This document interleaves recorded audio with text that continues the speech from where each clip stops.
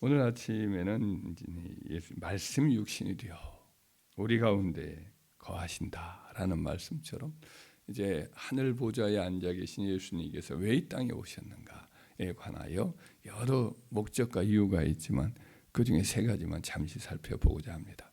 본래 하나님께서는 인간과 함께 거하기를 원하셨습니다.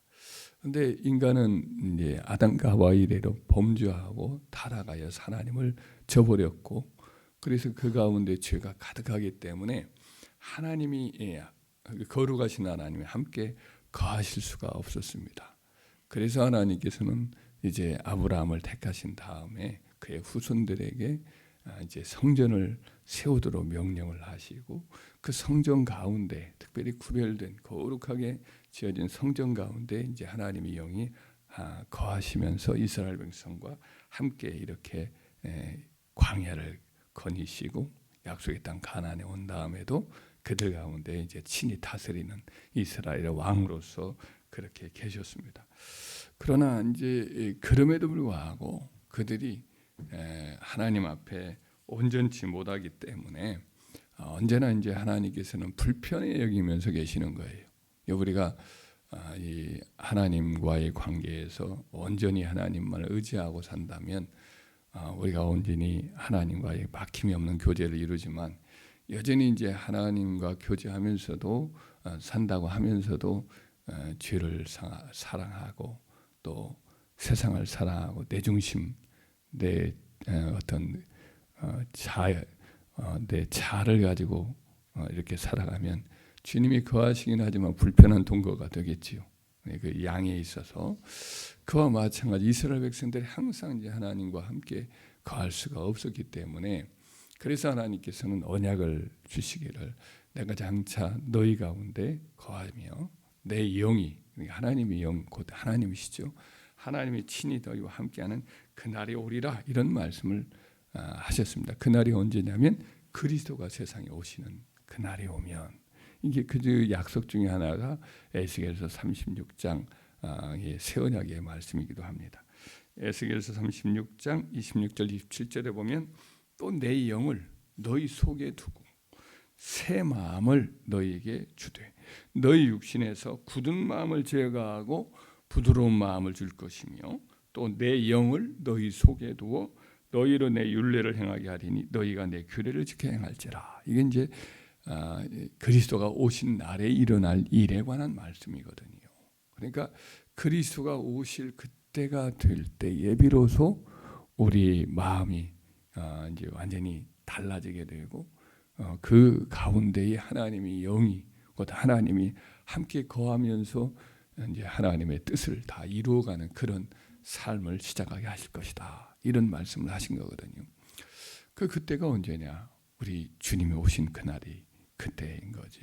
우리 예수님 자신이 완벽한 성전이셔요. 완벽히 하나님의 영이 거하시는 분이시죠. 성령으로 잉태되었고 또 공생애를 시작하실 때 그분에게 성령이 강림을 하시잖아요. 예수님은 하나님이신과 동시에 우리 인간의 대표이기 때문에 모든 인간이 그와 같이 성령이 온전히 거하시는 존재가 하나도 없었어요. 구약의 선지자들도 일종의 성령이 임하시긴 하셨지만은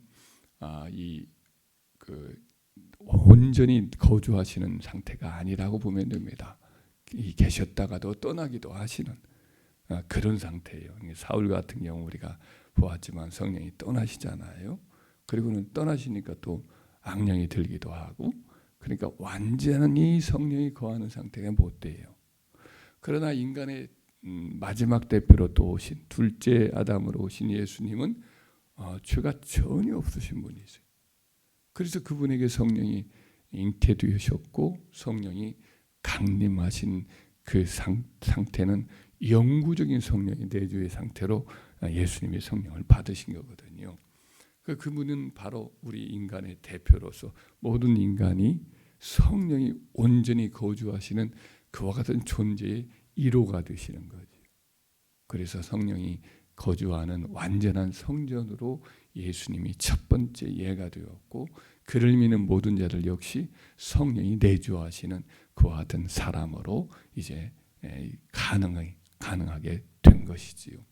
그래서 예수님이 죽으시고 부활하신 후 승천하신 후에 성령을 보내심에 예수님이 죽으시기 전에 잡히기 전날 말씀한 대로 내가 내 이름으로 보혜사를 보내리니 그가 너희와 영원히 함께 가시겠다 하신 말씀이 성취되게 된 줄 믿습니다. 그래서 이와 같이 예수님이 이 땅에 오신 이유는 하나님이 거할 수가 없는 죄로 말미암아 거할 수가 없었는데 이제는 죄가 전혀 없으신 인간의 대표가 되어서 성령이 거주할 수 있게 되어서 이제 예수님이 그 첫 번째가 되셔서 우리와 성령이 곧 하나님이 함께 하시는 은혜가 시작된 줄 믿습니다. 이를 위해서 이제 하나님이신 예수님이 사람이 되신 거지. 그 의미가 그래서 중요한 것이죠. 또 예수님이 이 땅에 사람의 몸으로 하나님이신 그분이 오신 것은 온전한 제물이 되기 위함입니다. 인간이 하나님과 함께 거할 수 없는 이유는 죄 때문인데 죄는 그 죄 값을 지불해야만이 이제 씻어지는 거지요. 하나님 앞에 인간은 함께 할 수도 없고 동거할 수도 없는데 그것이 바로 죄 때문인데 이 죄가 어떻게 처리되어야 되느냐? 죄 값을 지불을 해야 되거든요. 그래서 그 죄 값을 지불하는 것을 위해서 구약에 수많은 이제 제물들을 바치는 일이 있어지게 된 거지요. 모든 죄는 그 피로써 속죄가 되는 것인데 그래서 구약의 제물들이 그와 같이 다 하나님 제단에 바쳐지면서 피를 쏟고 제단 밑에 피를 다 쏟아서 그와 같이 죄가 씻어지는 것인데 그러나 그 제물이라는 것이 소와 양과 염소인데 그것들이 인간의 죄로 인하여 죽어간다는 게 이게 우리가 생각해도 합리적인 생각해도 완전할 수가 없지 않겠어요? 소와 양과 염소가 죽어갈 때 어떻게 하겠어요? 칼을 쑥 내밀어서 제사장이 찌를 때에 끔먹끔먹하면서 왜 죽는지도 모르면서 죽는 거 아니겠어요? 그 참 우리는 그 값을 지불한다는 측면에서 나와 동일치가 조금은 되겠죠. 그 재물이라는 것이 우리 자신의 일부니까요. 그것을 이제 바치는 거니까 내가 죽는 것을 어느 정도는 조금은 이것이 의민한다 해도 그 수만 마리의 재물을 바치는 것과 내 목숨을 바치는 것과 같아요, 달라요? 다르죠. 수만 마리의 재물을 바친다 해도 내가 죽는 것과 어찌 가치가 같을 수가 있겠어요? 사실은 내가 죽어야 하는데 내가 피를 죄값으로 흘려야 되는데 그렇게 할 수가 없으니까 그래서 재물을 바치는 겁니다.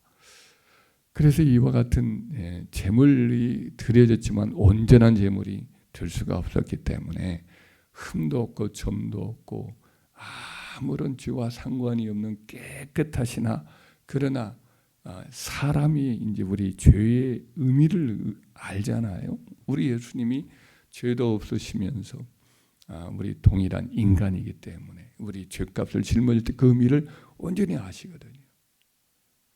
오히려 우리 죄에 팔린 우리야말로 죽어간다 해도 그 죄의 의미를 제대로 모르는 상태에서 죽어갈 거라. 이제 왜 내가 이런 일을 당해야 되느냐? 죄에 대한 징계를 당할 때 우리가 왜 당하는지도 모르고 한참 후에 이게 그 죄의 값이구나. 하나님이 그래서 우리 징계의 채찍을 드시는구나. 뒤늦게 깨닫을 때가 있잖아요. 막 원망 불평하고 막 왜 이런 하나님 내게 이런 징벌을 주시나 하지만 따지고 보면 다 이와 같은 저런 우리의 지은 죄와 허물에 대한 징계요. 우리를 온전케 하시려는 연단의 한 과정으로 주실 때를 뒤늦게 깨달을 때가 있잖아요. 우리도 조차도 둔감해요. 그러나 우리 주님은 그의 정결하심과 온전한 지각을 통해서 죄가 무엇이고 그 죄값이 얼마나 크고 얼마나 흉악한가를 잘 알고 계신 분이시죠. 그런 주님께서 우리의 죄값을 전부 짊어지시기 위해서 이 땅에 오셔서 하나님의 제단 앞에 우리 대신 바쳐졌단 말이에요. 피를 다 쏟으셨단 말이죠. 그 예수님만이 온전한 제물인 거죠. 그 온전한 제물이 되기 위해서는 인간이 되셔야 했고 또 십자가에 우리 대신 그렇게 속죄의 그 제물로 드려져야 했던 것이죠. 그래서 우리 예수님이 하나님이신 그분이 이 땅에 사람이 되어서 십자가에 와 같이 고통을 겪으셔야 했던 것이죠. 할렐루야. 그러지 않으면 우리는 죄에서 벗어날 길이 없는 거죠. 어느 종교도 전혀 이와 같은 이 대속의 원리를 구원자가 대속의 값을 지불한다는 그런 종교는 없습니다. 그러나 오직 기독교만이 그 원리를 이와 같이 분명히 밝히고 있고, 그렇게 또 예수님이 이 땅에 오셔서 우리 대신 죽으신 거죠. 세 번째는 예수님이 왜 사람이 되셨는가? 만민에게 복을 주시려 이와 같이 예수님이 이 땅에 오셨다. 아브라함에게 하나님이 나타나셔서 계시하신 말씀을 보면 하나님께서 그 백성에게 복을 주시려 하십니다 하면서 이런 말씀이 나옵니다. 여호와께서 아브라함에게 이르시되 너는 너의 고향과 친척과 아버지의 집을 떠나 내가 내게 보여줄 땅으로 가라. 내가 너로 큰 민족을 이루고 내게 복을 주어 네 이름을 창대하게 하리니 너는 복이 될지라. 너를 축복하는 자에게 내가 복을 내리고 너를 저주하는 자에게 내가 저주하리니 땅의 모든 족속이 너로 말미암아 복을 얻을 것이라 라고 했어요. 그러니까 땅의 모든 족속, 모든 만민이 아브라함 때문에 복을 받는다고 말씀하셔요. 그리고 나서 이제 그 모리아산에 그 아들 이삭을 바친 이후에 맹세하시면서 하나님 하신 말씀에 보면 또 이 씨로 말미암아 천하 만민이 복을 받으리니 이는 네가 나의 말을 준행하였음이니라 이 말씀을 해요. 여기서 내 씨라고 하는 말씀은 뭘 가리키느냐? 바로 그의 혈통에서 오시는 이 여자의 후손인 예수님을 가리키는 거죠. 네 씨로 말미암아 천하 만민이 복을 받겠다. 그러니까 이 아브라함의 후손들만 복을 받는다는 게 아닙니다. 모든 민족 만민이 바로 아브라함의 씨이신 그리스도로 말미암아 복을 받을 것이라는 말씀을 맹세로서 이야기를 하거든요. 그래서 그리스도께서 오셔서 하신 일이 뭐냐면 하나님의 복을 만민에게 활짝 열어놓는 거예요. 이사야 42장 6절 말씀에 나 여호와가 의로 너를 불렀은즉 내가 네 손을 잡아 너를 보호하며 너를 세워 백성의 언약과 이방의 빛이 되게 하리니. 이제 예수 그리스도가 백성 이스라엘 백성의 언약이 되기도 하지만 천하 만민 이방의 빛이 될 것이다. 이사야서 49장 6절 말씀에도 그가 이르시되 네가 그리스도에 대한 말씀이야. 아까도 금방도 하신 말씀과 이것도 그가 이르시되 네가 나의 종이 되어 그리스도가 나의 종이 되어 야곱의 지파들을 일으키며 이스라엘 중에 보존된 자를 돌아오게 할 것은 매우 쉬운 일이라. 내가 또 너를 이방의 빛으로 삼아 나의 구원을 베풀어서 땅끝까지 이르게 하리라. 그러니까 우리 구주 예수님은 오셔서 하신 말씀들 가운데 아브라함의 후손들뿐 아니라 모든 이방 민족들이 내게로 돌아올 것이다. 이 양울이 박혀 있는 자도 내가 이제 인도하여야 할 것이다. 이런 말씀을 자주 하신 것이 왜 그러냐? 구약에 이미 다 예언된 말씀이거든요. 예수님은 이스라엘 민족만의 복이 아니라 만민의 복이 되시려고 이 땅에 오신 줄 믿습니다. 예수님이 아니셨다면 이 땅에 오지 않았다면 이 복이 우리에게 미칠 수가 없는데 예수님이 이 땅에 하늘 보좌 버리시고 오셔서 이와 같이 우리에게도 복이 임했음을 감사합시다. 할렐루야. 예수님이 오신 목적이 많습니다만 그 중에 하나가 바로 이 땅에 하나님이 거하실 수 있는 사람과 함께 갈 수 있는 거룩한 성전이 되기 위해서 이 땅에 오신 거지요. 또 죄를 없애기 위한 완전한 속죄 제물이 되기 위해서 죄가 전혀 없으신 예수님이 이 땅에 오셔야 하셨던 거죠. 그리스도께서 오셔야 했던 거죠. 그리고 또 만민에게 이 복이 흘러넘치게 하기 위해서 이 땅에 오신 것입니다. 예수님 그분이 이 땅에 오신 것, 이건 정말 너무나 큰 축복이지요. 예수님을 뜨겁게 사랑하면서 그분을 더욱 알아가고 그분을 섬기고 또 전하는 일에 힘을 다하는 저희가 되기를 주의 이름으로 축원합니다.